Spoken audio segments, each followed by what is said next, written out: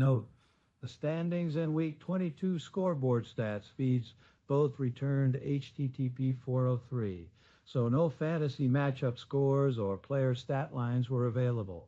Rather than invent numbers, I wrote the episode around the real MLB results from A10 and had Roger acknowledge the blackout in character.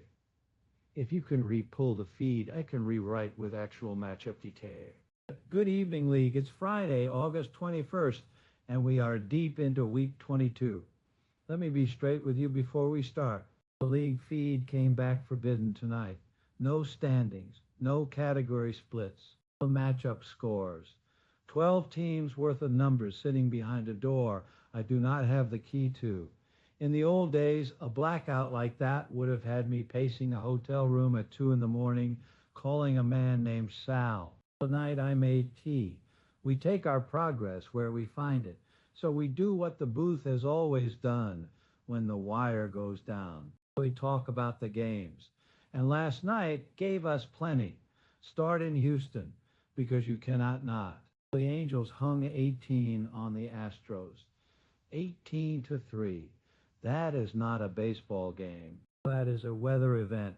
If you had Angels bats in your lineup, you woke up to runs and RBI you did not entirely earn.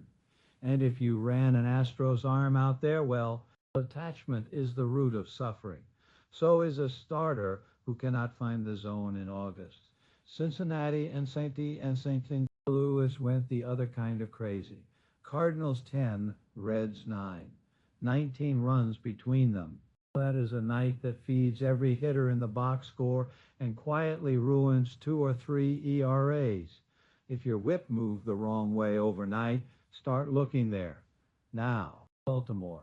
The Yankees went into Camden Yards and won 6-1. 6-1. And I want you to know that I am fine.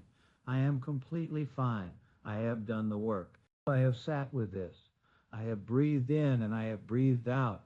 But 6 runs on a Thursday in a ballpark that deserves better against a lineup that managed exactly one run in Baltimore. You know what? Let's move on.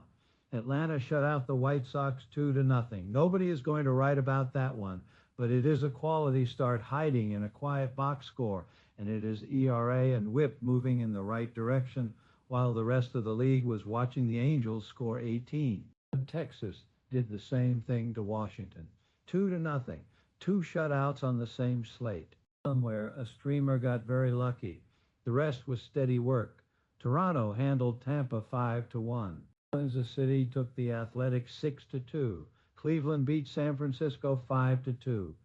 Milwaukee got past Seattle 7-4. Unspectacular games. Those are the ones that decide categories while everyone is looking somewhere else. Here is what a night without a scoreboard teaches you. You find out how much of this you actually watch and how much of it you just check. As Yogi Berra once said, see the world as it is, not as you would have it be.